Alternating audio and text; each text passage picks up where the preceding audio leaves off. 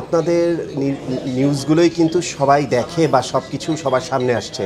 So আমার মনে হয় আপনাদের একটা সমষ্টিগত হয়ে আপনাদের সকলের একটা সমিতি বলেন কিংবা একটা দলগত গঠন করা উচিত এবং কিছু নিয়ম নীতিমালা দিয়ে দেওয়া উচিত, যে নিয়ম নীতিমালার মধ্যে আপনাদের নিউজগুলো হবে। এই নিউজগুলোর মধ্যে কখনো কেউ কোনো রকম এই ধরনের বাধা প্রদান কিংবা আপনাদের শারীরিক আঘাত, মানসিক আঘাত কোনো কিছু করতে পারবে না এবং আপনাদের নিউজগুলো সত্য এবং বলিষ্ঠ হবে এবং এই নিউজগুলো নিয়ে কারো কোনো রকমের কি বলে নীতি বিরোধী কিংবা দেশ বিরোধী কিংবা ব্যক্তি বিরোধী কোনো আচার আচরণ ঘটবে না। আপনারাও প্রত্যেকটা জিনিসের প্রতি সম্মান রেখে করবেন এবং তারাও সেগুলো সম্মান করবে। আমার মনে হয় এই সময়টা চলে এসছে আপনাদের এই ধরনের সকলের একত্র হয়ে এই ধরনের একটা সংগঠন করা এবং এটা নিয়ে একটা প্রেস কনফারেন্স করে আপনাদের নতুন নিয়মমালা এনে সেভাবে করে নিউজগুলোকে প্রচার করা।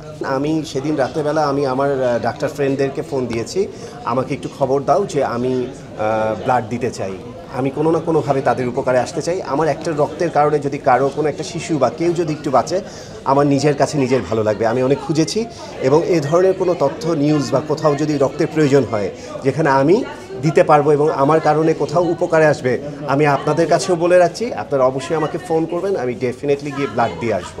আসলে প্রত্যেকটা জিনিস ঘটলে না অনেক রকমের ঘটনা ঘটে এবং অনেক রকমের ব্যাপার স্যাপার ঘটতে থাকে।